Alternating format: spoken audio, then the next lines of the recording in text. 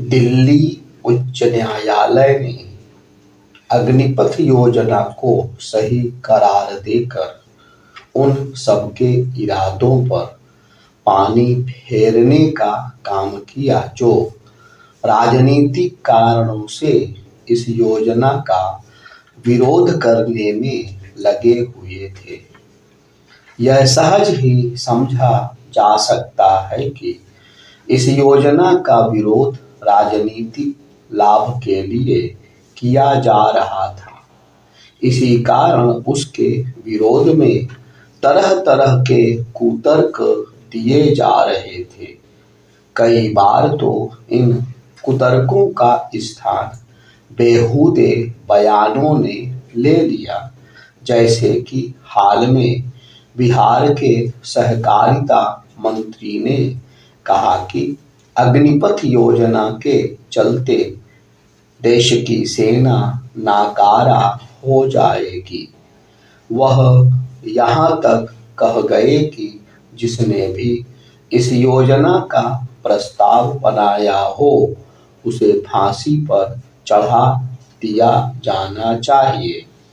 इसके पहले जब इस योजना की घोषणा की गई थी तब भी न केवल इसी तरह की बातें की गई थी, बल्कि युवाओं और विशेष रूप से सेना में भर्ती के आकांक्षी युवकों को बरगलाने भड़काने का भी काम किया गया था।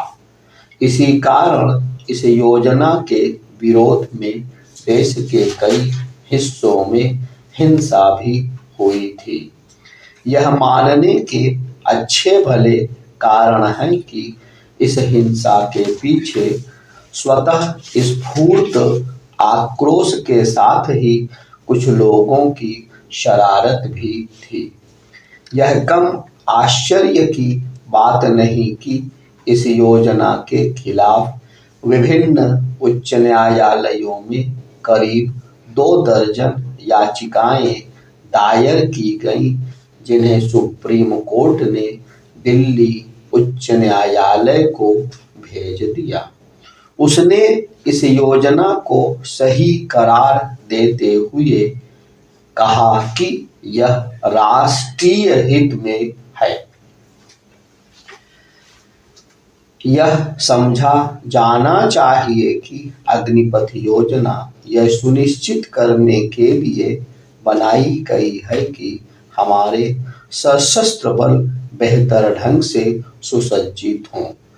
एक ऐसे समय जब युद्ध के तौर तरीके बदल रहे हों, तब भारत के लिए यह आवश्यक था कि वह भी वर्तमान चुनौतियों को देखते हुए अपनी सेना को सक्षम बनाए। इस योजना के अमल में आने से एक तो भारतीय सेना की औसत आयु कम होगी और दूसरे कहीं अधिक सक्षम सैनिक मिलेंगे। इस योजना के तहत भर्ती अग्निवीर 4 साल के लिए सेवाएं देंगे। इनमें से 25% की ही सेवाएं आगे ली जाएंगी। ऐसे नियम को लेकर यह जो माहौल बनाया जा रहा है कि आखिर 4 साल बतौर अग्निवीर काम करने वाले युवा आगे क्या करेंगे, इसका उत्तर यह है कि उनके पास अवसरों की कोई कमी नहीं होगी। इसलिए नहीं होगी क्योंकि उद्योग व्यापार जगत को अनुशासित, दक्ष और कार्यकुशल युवाओं की जो तलाश रहती है, उसे अग्निवीर कहीं अधिक आसानी से पूरी करने में सक्षम होंगे।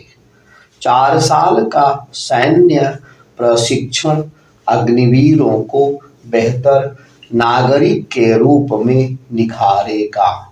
सैन्य प्रशिक्षण व्यक्तित्व के निर्माण में कितना अधिक सहायक होता है, इसका पता इससे चलता है कि कई देशों ने अनिवार्य सैन्य प्रशिक्षण के नियम बना रखे हैं।